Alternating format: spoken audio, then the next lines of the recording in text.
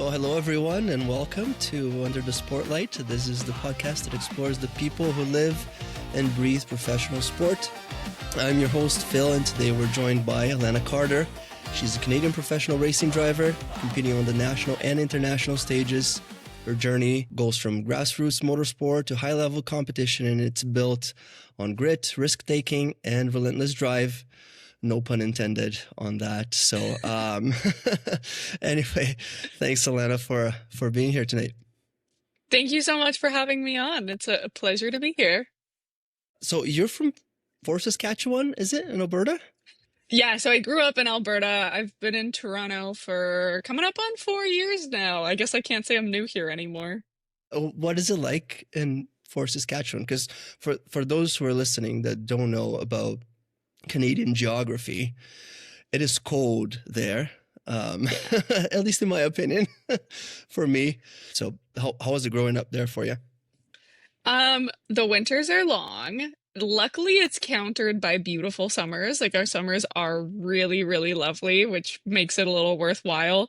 But yeah, winters are very long. The days are short, and -35 really hurts. And when I went home for Christmas this year and I was like, oh, I forgot how much this hurts my bones. And we're talking Celsius here, so if you have Yeah. to do the conversion here if you're listening from the US, and that's cold. That is very cold. I was out at -5 the other day, and I was like, nope, just walk right back inside. So Yeah, it's like even me, I drive like a grandma in those conditions because the last thing I want to do is be digging a car out of the ditch when it's that cold. Like you don't even dent your bumper. It's just so cold that the plastic shatters, you oh my know? gosh.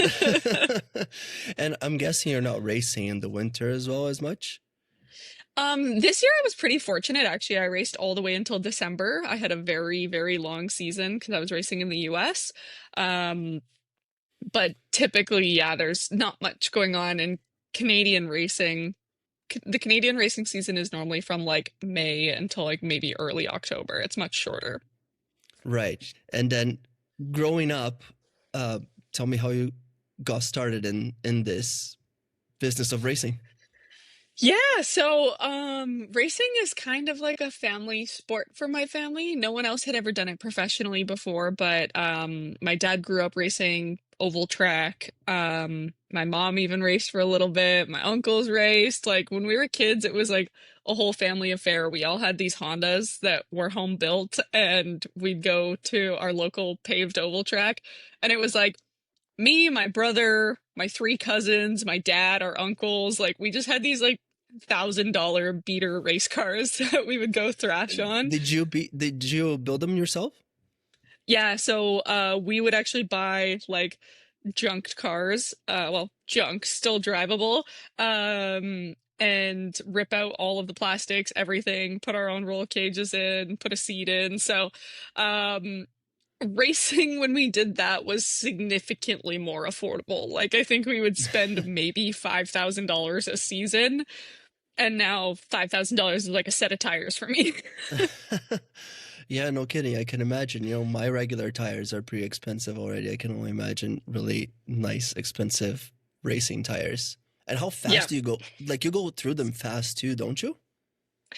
Well, it depends. The tires that we raced this year for endurance racing, we were running like treaded tires, and we were actually able to get quite a bit. Like we would run the car for 8 hours and usually use two sets of tires. So, pretty impressive how long those ones last. But yeah, it depends. Like, usually it's a set of tires per race. You burn through them in whatever, 40 minutes to an hour, however long you're on track for. That's an expensive race right there, and that's just the beginning, I'm sure. Oh, yeah. It's interesting because I switched over to the sports car world because there's a lot more industry behind it, behind road racing. There's a lot more work opportunities. Um, but holy, it is so much more expensive. Like we used to get away with a full season of dirt late model racing for like what I spend in a weekend of sports car racing now. So, yeah. That's crazy. Yeah, it hurts just thinking about it. And then Yeah. I guess then your family then influenced you in some way to get into it. Yeah. Sorry, I totally got That's okay. sidelined there. Um, yes, so I was basically, you know, in cars as soon as I could be. When I was 11 years old, I was in a race car already. Um, and it was just always a hobby for us for the longest time. My parents really supported it. It was like what me and my dad did together. I always got like his hand-me-down race cars, so it worked out great. And then yes, somewhere along the lines, I got some opportunities to go into road course racing and really try to make a career out of it. And it's been an interesting journey, but so far so good. And I'm going to run with it until I can't run with it anymore. Nice. And then as far as I know, people usually when they start go-karting, but did that Mhm. happen to you as well, or was it different for you? So I did one season of karting when I was like 7 years old. And then our local karting track closed down and the club moved much further away. So my dad was like, it was fun taking you to the karting track when it was like 15-minute drive, but now it's 2.5 hours. So we're gonna choose another hobby for a little while. Yeah, so then I guess you started with dirt racing? So I actually started with paved oval in a Honda Okay. Accord. I did paved oval for I think 3 years. And then I switched over to dirt and I stayed on the dirt track for quite a few years before I got into road course racing. Did you used to win a lot already from the get-go, or? Yeah, my first few seasons were just a lot of learning, but my third season of racing, I basically clean swept the championship, Nice. dominated. And then when I switched over to dirt, I had a lot of good luck right out of the gate. Like, won my first race. I think I won 4 or 5 races that season. And then just moved up another level, got into the dirt late models. And the dirt late models is where I plateaued because I was like, oh, this is a lot harder now. Well, I guess, you said you got lucky, but I suspect there was very little to do with luck and a lot to do with talent and, an ability to do something or being good at it from a young age. I think I had some really good mentors. My dad has always just been a really good racer. So I had a lot of really good coaching and I listened, so that helped. How did it feel when you started being a female racing at that age? Was there already a big disparity with the amount of girls and boys racing, or not really at that time?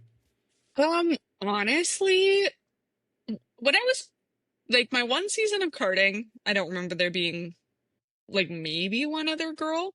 But what's really cool about the racetrack that I grew up at, Edmonton International Raceway, it's just a small track out in Alberta.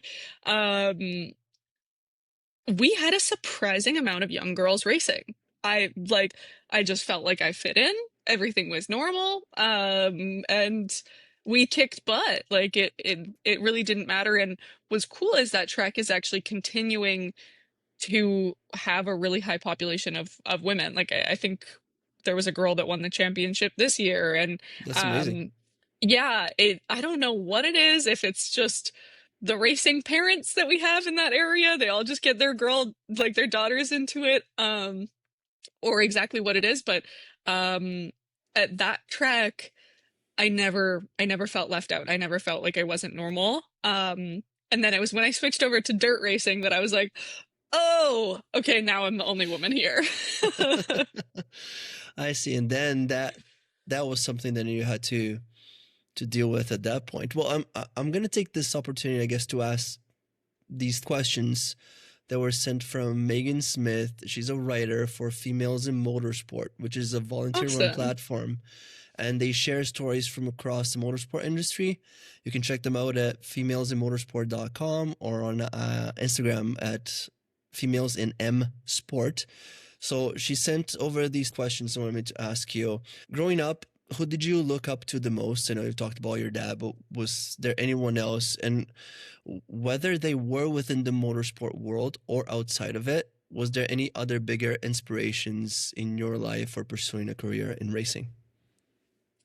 Yeah, I mean, I've already mentioned him so much, but definitely my dad. Like my dad has been my biggest role model. The reason that I love racing, like I grew up even before I could race, I grew up watching him race. And what's super cool about him and just the way that like he raised me in racing is he never once made it apparent that I was a girl. It was like, okay, go drive your race car, like break it, fix your own stuff. He taught me so many super valuable life skills. Like by the time I was old enough to use a welder, he was like, "Okay, you can fix your own race car now." And I was like, "Okay." Okay, let's do it. Wasn't Yeah. pretty. Yeah, it wasn't pretty at first, but But did it work he afterwards? That's the most important part. we got there eventually. It held together. Um, but yeah, he's been a huge role model for me, even just like with career development. I go to him for all my questions. Um, and yeah, he's for sure my biggest my biggest role model. I always definitely Yeah. looked up to Danica Patrick because when I was a kid, she was really the only female race car driver that was prominent and I knew about growing up. So she she was one of the ones that I looked up to for sure. And there anyone else that was an advocate for you to get you places within the industry, or not really? You just had to blaze through it yourself. Oh gosh, I've had a lot of people help me out. This is not an industry that you can navigate by yourself unless you're rich. If you have oodles of money, you'll be fine. Everyone will welcome you with open arms. Um, but yeah, I've had to navigate this industry very carefully, and I've been lucky to have a ton of support and people who believed in me. I mean, this past season, I was with AE Victory Racing that supported me, developed me. I was so lucky to have Aaron Vogel, the team owner, as a mentor, and Sarah Montgomery was my main coach for the season, and she became a really good friend of mine throughout the season, and it was very different for me to be coached by a woman for the first time. Like it was, Why is that? I don't, it's hard to explain. Like there's just a vibe that's nicer. Like we can just joke about things and we just have a little bit of a different language that we speak in. You sort of get Um, each other. yeah, and I could ask her about things that I could never ask other mentors before. Like, hey, do you ever feel like people look at you like this? And she's like, oh my God, yeah, absolutely. So she was a really, really great mentor, and I really appreciated working with her this year. And also Ashley Freiberg was my other coach on that team. And if you don't know her, she's super badass. It's actually really funny because just over a year ago, I ran into her at a conference and I was like, oh my God, Ashley, I just wanted to say hi. Like, I'm such a big fan of yours. And then 2 months later, I became her teammate. And I was like, okay, this is really cool. So, yeah, I've received a ton of support. I would not be anywhere without these amazing people. Oh, that's amazing. Her last question was, succeeding in motorsport takes a huge amount of resilience and drive, as you've mentioned. We often celebrate the highs, but the setbacks are just as important. Was there Yeah, a moment on or off the track that really tested your confidence, and how did you work through it? gosh, multiple times. I wish I could say that there was just one time. Um, I have had to find like an undeniable sense of self. Um, and I'm really lucky that I have such a strong network around me too. So when I start to doubt myself, they're like, why are you being stupid? Like, look at all of the amazing things you've done. You know you can do this. So it's a lot of just, reminding yourself that I'm here for a reason. And especially in my position, I haven't paid my own way. So I really am here for a reason. I've worked hard for this. Um, Gosh, what is a really good example? I did have a point in time when I was really struggling with the setup of a car. I would say that's the only time that I get nervous in a race car is when there's something wrong with it and I can't figure out exactly what it is, and it's just doing unpredictable stuff. You just, in a race car, when it's set up properly, you just get into flow state and you're not really thinking about how to drive the car. But when there's something wrong with it, it just catches you off guard and it'll load the shocks wrong and snap around and it does really unpredictable stuff. And I was really just struggling with not trusting the car at one point. And I was like, I was so off pace. I was like, I don't know what's going on. Like, am I really cut out for this? And I really, really, really doubted myself. But I just kept putting one foot in front of the other. Like, I just refused to give up, even when it was tough, because in racing, you're only as good as your results. So even though I knew that I was driving well, but the car was not cooperating with me, nobody else knew. As far as everyone sees, they just see that I'm a couple seconds off pace and they're like, oh wow, she sucks. And I just had to like just keep trucking along, and then eventually we figured it out and I was like, oh my god, I told you guys I could do it. This is what I've been trying to say all along. Yeah, there was nothing wrong with me. What was wrong was the car. Yeah. And then the other part is that some days the car is perfect and you're the problem.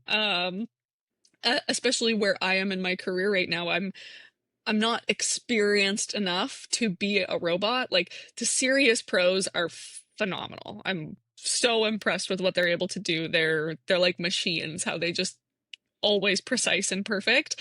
But I'm still learning. Like, I've only raced a few different types of cars. I've only raced a few tracks. This past season, every racetrack that I went to was my first time ever at it. So I was like, oh my God, this is a steep learning curve.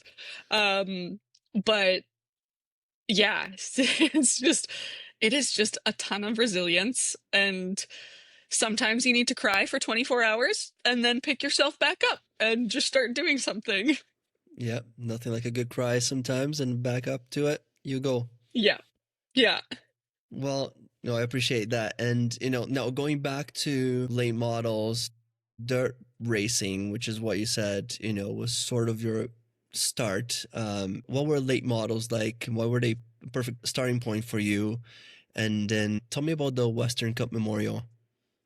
Yeah. So the late models, they're really, really fun cars, first of all. Like, they're designed to drift basically the whole way around. They're designed to be the fastest when they're at a little bit of a slide angle. And they're very complicated cars in terms of the things that you can do with the shocks and the geometry of the car. But they're incredibly fun, and dirt track racing taught me a lot about being adaptable, because the track changes really quickly. They'll water it at the beginning of the night, pack it, it'll be nice and tacky. Because you know how clay gets like really sticky when it's that perfect amount of moisture? So when the track is sticky like that, it's crazy fast. Like, you can keep it full throttle the whole way around. It's insane. But then as it starts to dry off, the clay gets hard and slippery, more like ice. And you have to adapt your driving style faster than the next guy. That's basically how you win in this stuff, is finding the patches of traction, finding the faster way to go around, and really finessing and being smooth. So yeah, it taught me a ton about adapting, reading the surface, and it's honestly just a ton of fun. It's still to this day probably the most fun racing I've ever done. I always describe it as like, when I'm doing the sports car stuff and multi-class endurance racing, in the moment you're like, oh my god, oh my god, oh my god, oh my god, and then you get out and you're like, okay, yeah, that was really fun. Where in the dirt late model, it's the only racing I've ever actively been like, hee hee, this is so much fun. Like, you're aware of it in the moment. Yeah. But I love it. And then Western Cup Memorial is a championship that they had every year at my local dirt track. It's just kind of like our big prize race of the year, where they'd usually have some pretty good money up for grabs. It's kind of like our big event for dirt late models. And I had a really good showing in 2019 and won it. And I think to this day, I'm still the first woman or only woman ever to have won it. And at the time, I was the youngest ever. So it was a pretty cool victory. But honestly, I think I only won it because my dad had a mechanical failure, but I'll take it. Well, because he was competing against you, was he? Yeah, and although in like road racing, I would totally spank my dad now, I cannot beat him in a dirt late model. He has me every single time. I can like at least put up a good fight, but he always has that little extra advantage on me. Hey, but hey, cars break down, and you just took advantage of the opportunity that was presented to you. Yeah. Yeah, just right time, right place. Perfect. And then eventually you moved on from dirt to road tracks. And how Yeah. did that go? And what was the biggest challenge in making that transition for you? Oh, it was hard at first. The style is so different. And it's funny because I've always said, like I said earlier, I'm really good at listening. So when I did my road racing school and I had a coach with me, I picked it up immediately. It was awesome. And then I went to like do some independent driving without a coach and was just out there. And I defaulted back to these weird habits. I was like turning and braking at the same time, like we do, because dirt track, you're trying to throw the car sideways. Um, and this, you're trying to keep the car straight. And I was just like doing all this weird stuff. And I was like, oh, I keep spinning. Like, what is going on? So it took me quite a while actually to break those habits. I ended up spending a lot of time on the simulator and overriding old habits with new ones. Um, but yeah, it's been a big journey. And what's interesting, I mean, granted, I just raced like small track Canadian dirt late model racing, and now I'm competing like really at a high level in sports car racing, and just realizing like how competitive it is. This industry is insane. Some of the people are so wildly talented. Like I put so many hours into training. Even actually just last night I did a charity sim race. Hip Motorsports hosts this sim race every year where they bring in a bunch of pro drivers and all of the proceeds go to Sick Kids Hospital. They do an amazing job with it. I think they raised like $50,000 for sick kids, which is That's great. amazing. Um, but I, I put a lot of hours into sim training. And but there's some guys who are like actual professional sim racers, and I'm like really happy with my time. I'm like, we made a lot of progress. And then I look at their lap time and I'm like, how? How are you doing that? Yeah, way too So fast. it's Well, just crazy. this is a question that I have. How different is that from the real deal? And is it too different or is it the same? Because you said you practice by going on simulators. Yeah, so it depends on like the actual software you're using. iRacing, I find, is incredibly realistic. Sometimes also the track renderings are a little out of date, but the stuff that is really well up to date, um, phenomenally realistic. Like all of the tracks I went to this year, like I said, it was my first time ever at them, and I just learned the track in the sim, and thank God for that, because otherwise I wouldn't know where I was going. But yeah, the sim is super, super valuable. And I mean, even if you look at the F1 level, they're the pinnacle of racing, and they all have esports teams. Like simulator training is a requirement, and Max Verstappen basically lives on his simulator. So it's definitely a valuable tool. It's really impressive actually how realistic they can be if they're set up properly. You got to have someone who knows what they're doing, but um if you have a good rig and it's set up properly, it like it's It's the real deal. ev- it's everything except for the G-force, basically. It's so realistic. Yeah. That's cool that it's come a long way then, I'm sure, from the early days where you were just looking at a little screen and just trying your best to do Oh something with yeah. it. It's funny because actually when sim racing kind of, well, not first came out, but was starting to become more publicly accessible, My brother had iRacing back in like when iRacing was in its infancy, and we used it on like the first generation of Oculus Rift, and I got so nauseous. I was like, I don't know how anyone does this. Like, this is awful. But technology has come a long way since. Yeah, and you're not nauseous anymore, I hope. No, I can go on the sim for 6 hours straight and be fine now. Nice. Then you're moving from dirt to road track, and you're also moving. Are you moving to Toronto at that time as well? How did that move go? Yeah, so in 2022, right, actually a little bit before I finished my degree, I kind of finished my degree online. I moved over to Toronto. I got a job working for our club, which is a private car club here in Toronto. Um, and at the time, I had not started like racing professionally. I was still just itching to get into any race car that anyone would give me a shot in. Um, and I was really lucky that at our club they actually had their own endurance racing team. Very entry level grassroots racing, but Roger, who has been one of my biggest mentors, one weekend was like, I don't feel like driving. You want to drive my car? And I was like, yes, please. Please. Um, so that was kind of a pivotal moment for me. They realized that I can drive and that I'm going to bring the car back in one piece and they can trust me.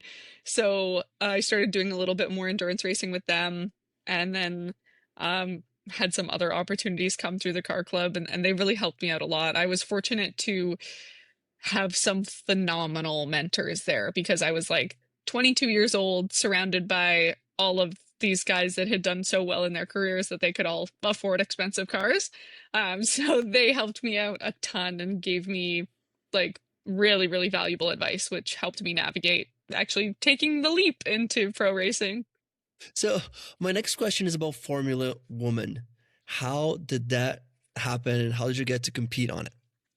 Yeah, so with Formula Woman, I had actually watched a friend of mine go through the process before me. It was interesting because I had met her back when she was just doing like some track days and learning. And then a couple months later, I saw her post on Facebook that she's racing a McLaren in England. And I was like, okay, how did you go from here to here? I Sign me was like, up. I need to figure this out. Literally, I was like, whatever you did, I want. Um, so I applied. They did the competition yearly at the time. I went and I won that. Um, that was that was a really good starting point for me because they were so like beginner friendly. Like they were like, we don't care if you have any experience, just come and figure it out. So it allowed me to develop. And I got to do two races in England in the Lotus Emira GT4 with them, which was super overwhelming at the time because I was like, I don't know this car, I don't know these tracks, and I was so much more green in my racing career, but it was amazing. Like we actually performed surprisingly well considering how little practice we had. And then yeah, that was just once I had that level of racing on my resume, then people kind of started taking me seriously and they were like, "Oh, okay, you actually do know how to drive. You can get away with driving a $300,000 car and not bin it." And I was like, "Yeah." So, that one was definitely a very pivotal moment for my career, is just stepping it up to a higher level and learning what it's like to drive a real race car and not someone's kilometered out street car that we put a roll cage in. And I mean, you're going overseas to do that as well. That's a new experience. Yeah, it was really cool. And I'm very fortunate that I'm the type of person that just like thrives off of new experiences and meeting new people. So I was super comfortable just flying across the world to go try something very intimidating. But I'm also lucky that my parents supported me tenfold. Like there was never a doubt in their mind. They came to one of my races. They were super, super supportive. Are you, this is a random question, are you an aisle seat kind of person or a window seat kind of person when you're on the plane? Window, window always. I'm a good plain sleeper and I sit down and I pass out. And I will feel very bad if someone needs to wake me up to let them out.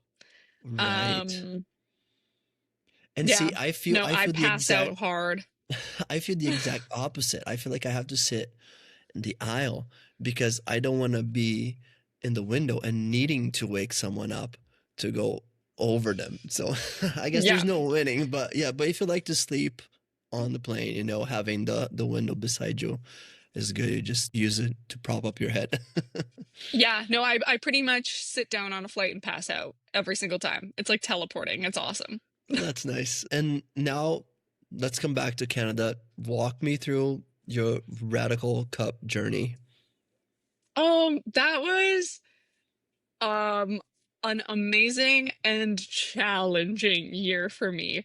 That like Radical Canada was so good to me. Robert Burgess and their program that they started, they've been really kind, really supportive. He's continued even to this day to bring me back to coach the next generation of girls coming through, and he's always kind of helped open opportunities for me. But um the Radical journey was the steepest learning curve. I had never driven anything like that before. I had never driven anything with downforce like that. So it took me quite a while to realize that the car is actually capable of going that fast. And I was like, it feels like I shouldn't be able to do this. And then once I started really trusting the car, we were actually able to get some really good results and feeling good about it. But it was yeah, that was a crazy year because I had managed to get through like my entire career without ever damaging a car. Like I think in when I raced dirt, I maybe had like 4 DNFs in my entire oval track racing career. And then when I got in the Radical, it was like I think I crashed twice that season, and I was like, I swear, I am not this bad of a driver. What is going on? And it was just such a different platform. And I wasn't really used to the car, couldn't really figure it out for a little while, but then I did finally figure it out, and I absolutely love those cars. They're a riot to drive, and I got to come back with Radical Academy and do the Toronto Indy again just this past season. And after going off and getting more seat time, I hopped back into it, and I was like, oh, these cars are so much fun. It's amazing how different cars can spark so many different emotions and different ways that you drive each and every single car. I've only ever driven regular cars, and going from one car to a different one, even within just a regular car, is already a different experience. I can only imagine when it's like worlds apart, and you're Yeah. driving these amazing and new different cars. Yeah, that one was my steepest learning curve, but once I got a handle on it, I was like, okay, I like this now. And going into like a bit more of like a mindset aspect of racing, how do you handle it when you make a mistake or when there's a high pressure moment? You just mentioned that you had a couple accidents in Radical Cup. How then do you handle first the fear of making a mistake, and then actually the fallout after something like that happens? Yeah, the biggest thing that I learned, and I got really lucky to work with a world-class cognitive performance coach. But it's just you're gonna do whatever you think you're gonna do. So if you're fixated on don't crash, you're so much more likely to crash if you're just picturing yourself crashing. So, it takes a lot of like mental discipline to get your brain on the right track and make sure you're thinking about the right things. So it's lots of, thinking about exactly how do I want to execute good, productive visualization and not letting yourself get into a spiral of, well, what if this happens? What if that happens? Um, just really visualizing that you're going to do the right thing. You're going to hit your marks. You're going to nail it. And then you're more likely to actually bring that to reality. But then when you do make a mistake, it's one of those things where you need to spend a little bit of time reviewing it so you can learn from it. You can't just pretend that it never happened. but then you need to forget that it happened. Like, you cannot be dwelling on the past. You can't be getting in the car for your next race still thinking about how you made a mistake in the last one. You just kind of have to be a goldfish and carry on. But at the same time, like, if you did make a mistake that was within your control, you definitely want to try to learn from it. If you're like, oh, I held on to the brakes too long, or I locked up and that was totally human error, learn from it, don't do it again, move on. Do you feel nervous before going into a race? I'm getting better. It's a little hit or miss. Like, I have learned a little bit more discipline and how to get my brain into the right mindset. Um, I definitely perform my best when I'm feeling like a badass and I'm like, oh yeah, we're gonna go kill this. So I always try to work on getting myself into that state because I know I'm gonna perform better if I'm thinking that way. But sometimes when there's some crazy stuff going on, you're like, oh, my heart rate just shot through the roof. But I don't really get nervous the way I used to. Like I said, the only time I get nervous in a car is when there's something wrong with it and it's doing unpredictable stuff because you're like, whoa, where did that come from? And then you said that when you get into that mental state that you're gonna crush it, then you just do. So what is it that you do to get into that mental state? Lots of visualization and trying to um be in the same mind space when you're training too. So like even when I'm working out or when I'm on the sim, I try to have the same routine. A lot of drivers have their own little routines where they put their shoes on the same way every time. Or for me, it's like it's when I put my visor down, it's go time. And I'm like in attack mode. Do you listen to music before to pump you up, or are you not a music listener at all? I've played around with that. For me now, I play music when I need help calming down. If I'm in a good mind space, I don't need to, and I'm chilling and I'm happy to hop in the race car. But the very high pressure weekends when there's a lot going on, then I'm like, okay, I need to get into my own space. I need the rest of the world to go away, and I pop my AirPods in and go find a quiet space. And it's interesting sometimes how you just get locked in. Like, you're the second it's like, okay, we're racing now, everything else is gone. You're just thinking about the task at hand. And as you're now climbing through this ladder of going through different cars and better cars, or just different or closer to your goals, how do you balance then that ambition that you have on the places you want to get to with just enjoying the moment and enjoying what you're doing right now? That's actually a great question. Something that one of my teammates, actually both of my teammates, really instilled in me this year is you should be grateful every time you get in that race car because we are so fortunate to be doing what we're doing. And it's a very fickle industry where it could stop at any time. You never know when it's your last time in a race car. Something could change, anything could happen, and that could be your last race. So really never take it for granted and really just always try to be so present and so happy that you're there doing what you love so much. Um, and what I have learned is to not push myself too fast.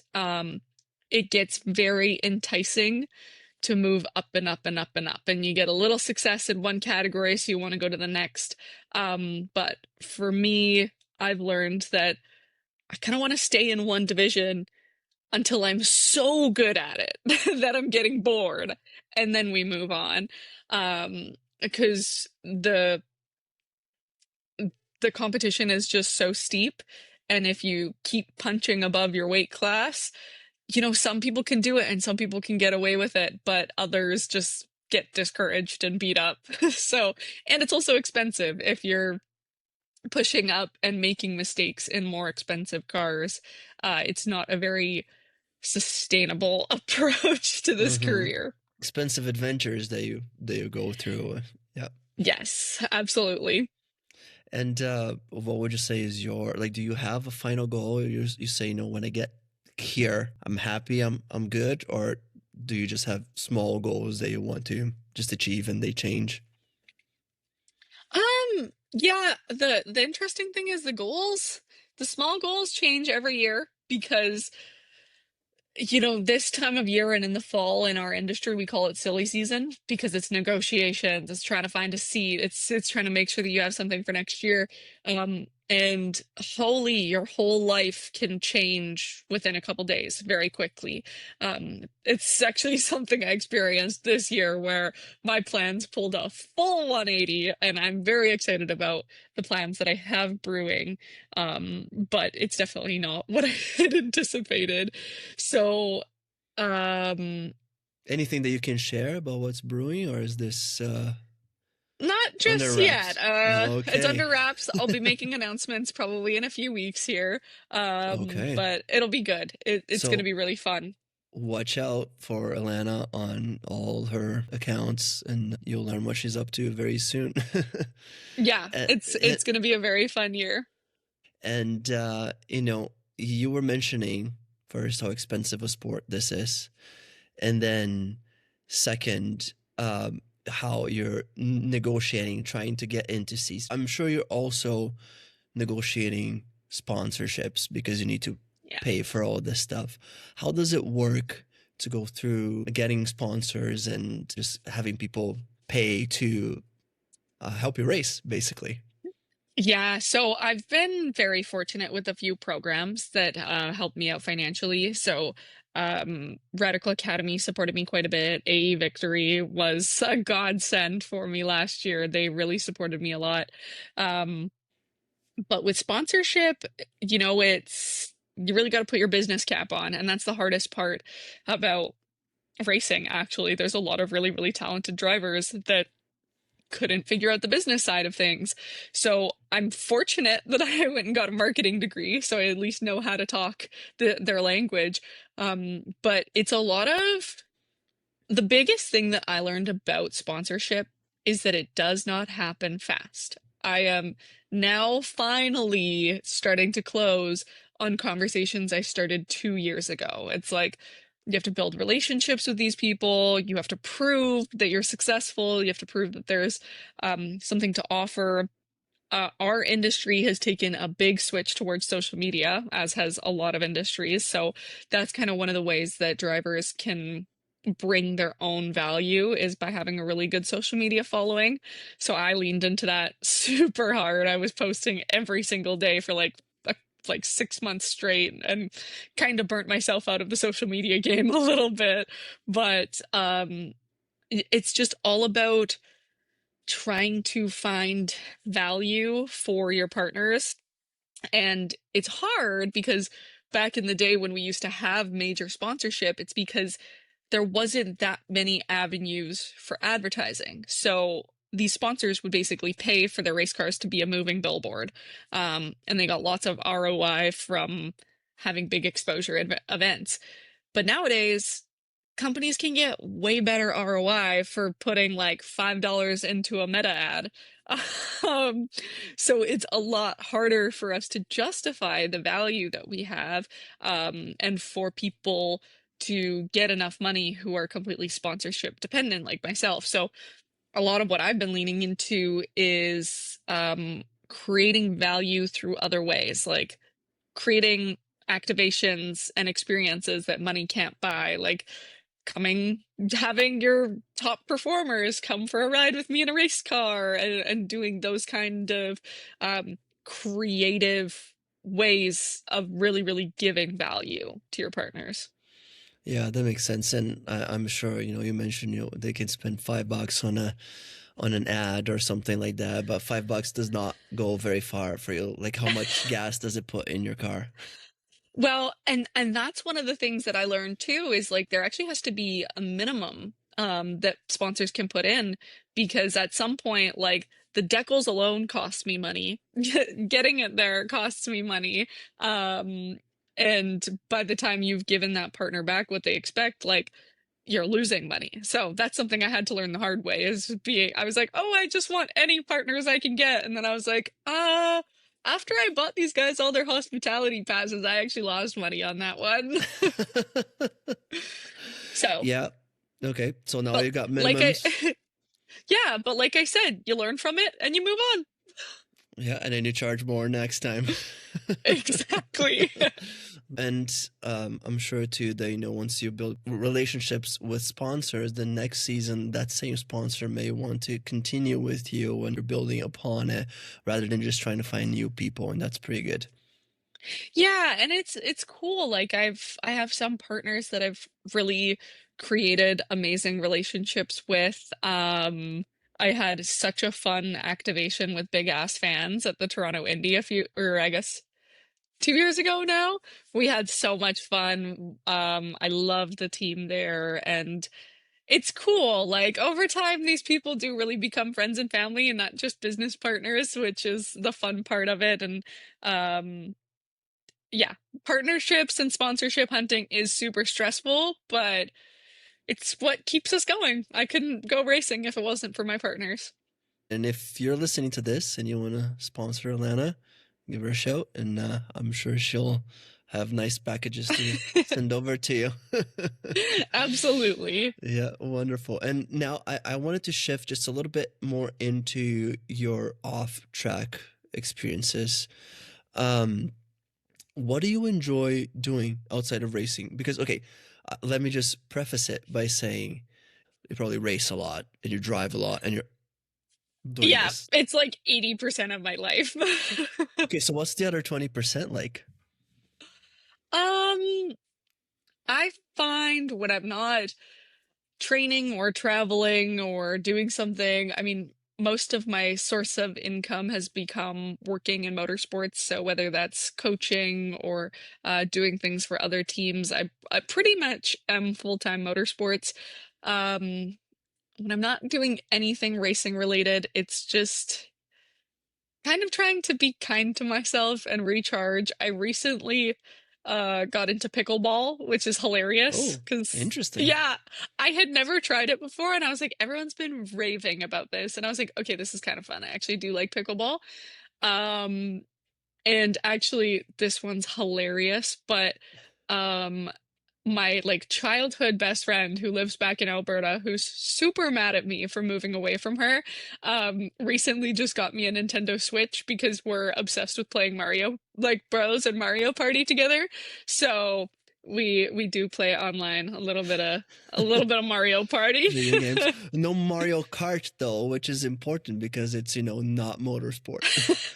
Well, the tough part is that she has figured out all the hacks for Mario Kart and she always blue shells me. So no matter how well I'm doing, she kills me.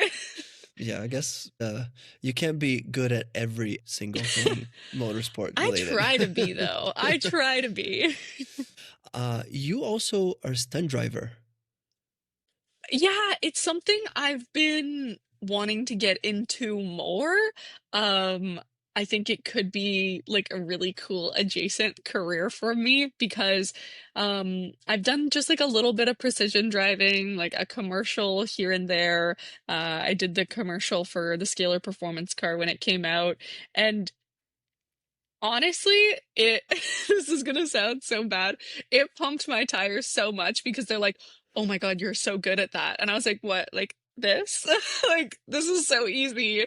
And it's just it's fun. I really enjoy it. Sometimes they're very, very long days, but I think it's a very cool way for me to apply my skills. And you know make another source of income because us low level race car drivers are not making that much money. I have done like paid ride-alongs, so I've been paid before to just take people for passenger laps and scare the tar out of them. Those are probably some of my favorite days actually. That is super super fun stuff. And it's really fun getting to share my skills and have other people enjoy it. I do love that a lot. Yeah. Well, and that walks us right into my next question, which is this video Perfect. perfect perfect lead up to the next question, which is I saw this video of you basically uh, stunt driving with your mother in the car and drifting in the snow, and Yeah. she is going crazy. How did that go? So my mom is so funny because she actually did a little bit of racing back in the day. She rides horses, like she's pretty badass. And I don't know, like no one had ever taken her drifting before. And I was like, and it wasn't even like crazy drifting. It was like our driveway was iced over and I was like, "Oh, just blip it a little bit and get the car sideways." Um and I was like, "Okay, come for a ride with me, Mom." And just started sending it. And then I actually went right over the snowbank and just kept like going through the field and just kept it pinned because I didn't want to get stuck. And she's such a You good have to keep sport. She going. You was can't stop, right? no, if you slow down, you're gonna get stuck. So I just kept my foot in it. And it was so much fun. She was screaming and hollering, and then we got back and she was like, "Okay, I'm done now." I was like, "Okay, thanks for coming." Yeah, that's a shot of adrenaline up her veins for sure. Oh yeah. Yeah. Okay. Well, and like as we're getting close to landing the plane here, or maybe I should say crossing the finish line. Um, see, you see, when you're talking to a dad, you get a few puns. They're not that funny, but pity laughs are always appreciated. Um, so, what would your plans be? Where would you like to be? You know, if at the end of the day you're done, if you say, "I did this," you'd be happy. Um, I mean, the big goal for me is to just, if I could actually make a reasonable living off of this and not be so stressed every year, I'll be very happy. Um, but if I did like a 24-hour race, I love the endurance racing. If I did a 24-hour race, What I about could Le die Mans? happy after that. Le Mans is a pipe dream, you know, day 24 hours at Daytona. Um, any of those super long endurance races, I just think are so cool. I've gotten part of the way there. I've done a 14-hour, but you gotta add Okay. another 10 hours. How did 14 hours go? Um, yeah, it was long and hot because we were in Florida in, I think that was June, so very, very hot. And we actually led most of the race and then got hit in like the last hour and a half Oh, and got taken out. And we were no. like, oh, That must have sucked. yeah, that was a tough one. Oh, well, I'm sorry to hear that, but you know, hopefully as you go into the longer and longer races, you know, you get to finish them and finish strong, and I'm sure that would feel a lot different. Yeah, absolutely. There's extreme highs and extreme lows in this industry. Yeah. And here's a curiosity question. If you could change any rule in motorsport, what would you change? Or would you change anything? Oh, I've never thought about this. That's a good question. Huh.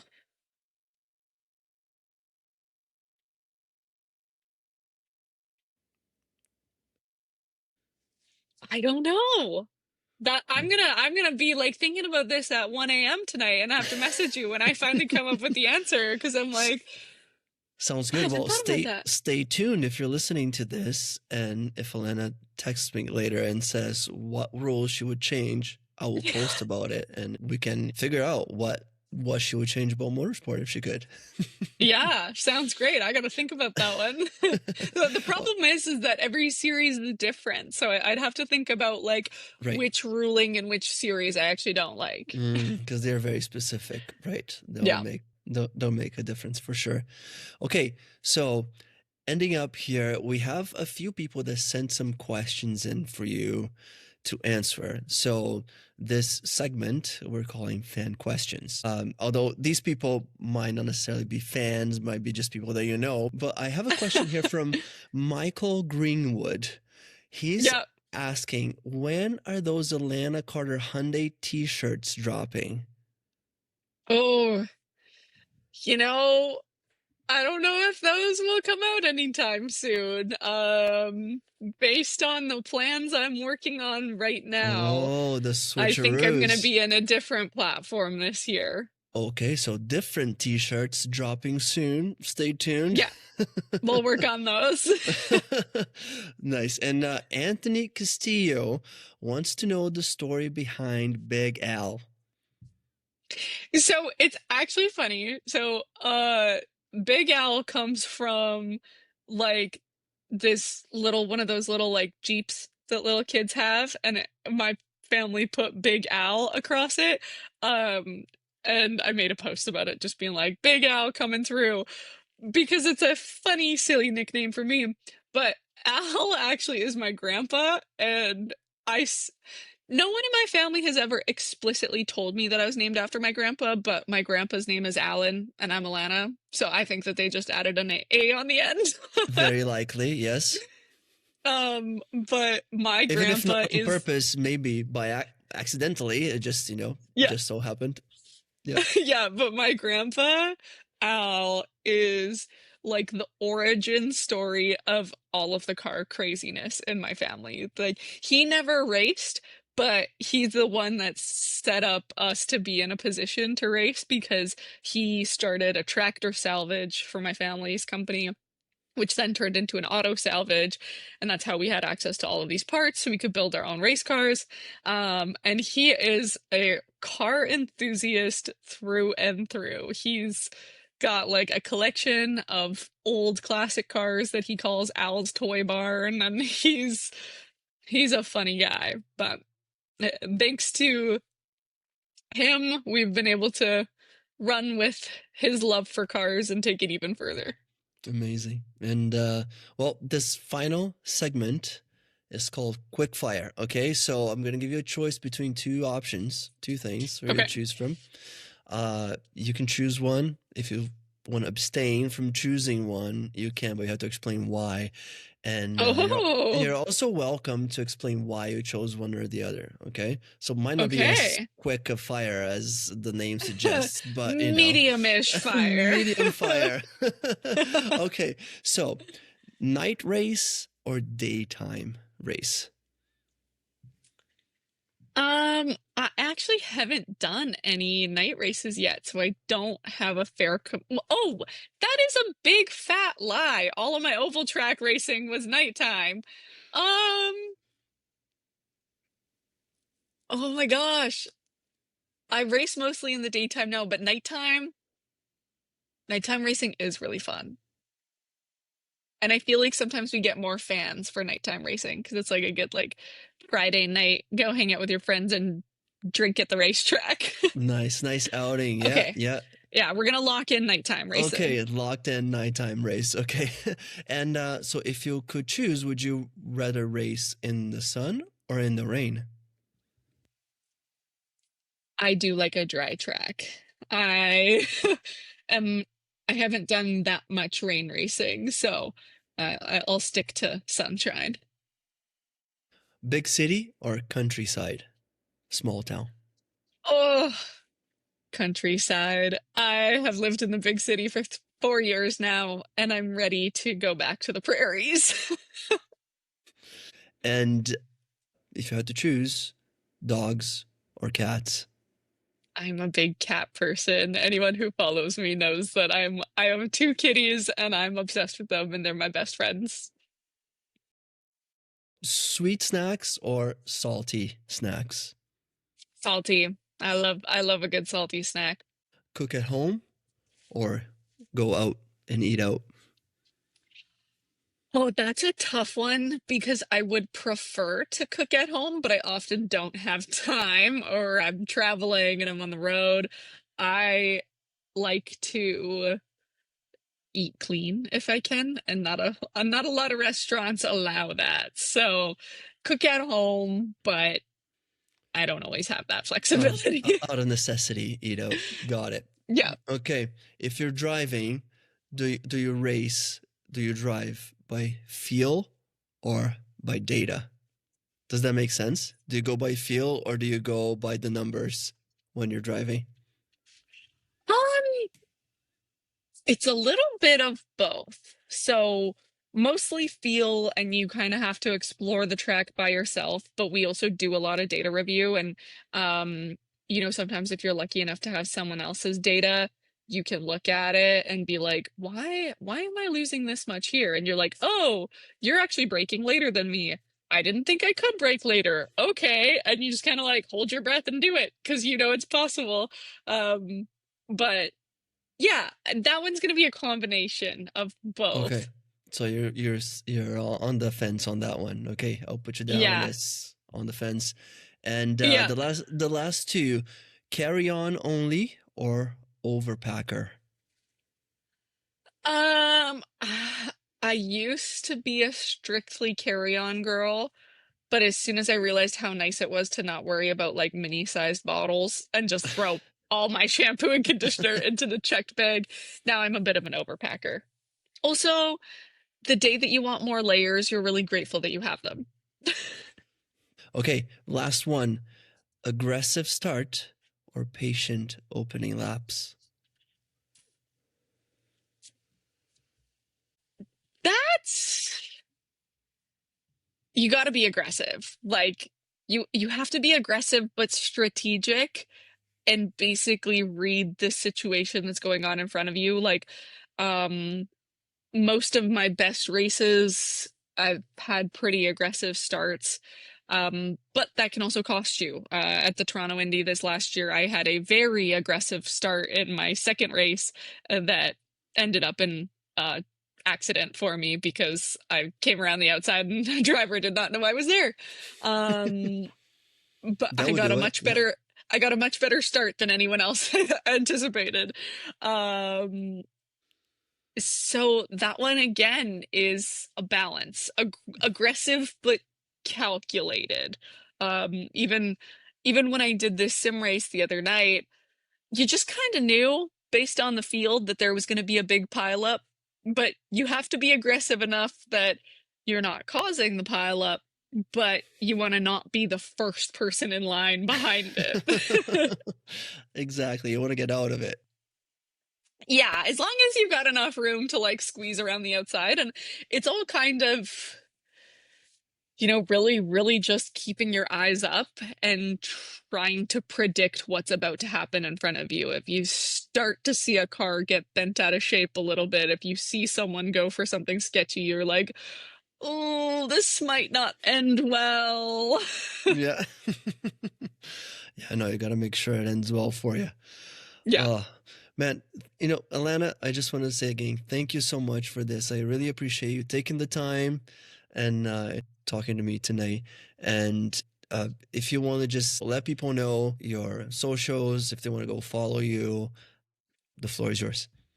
of course. Yeah, I'm most active on Instagram, so you can follow me at alana.carter. That's where I will be posting my series announcement Oh, soon. big reveal. And the big reveal. And if you want to learn more about me, you can just go to alanacarter.com. But that's pretty much it. Thanks so much for having me on, Phil. Thank you so much for being here.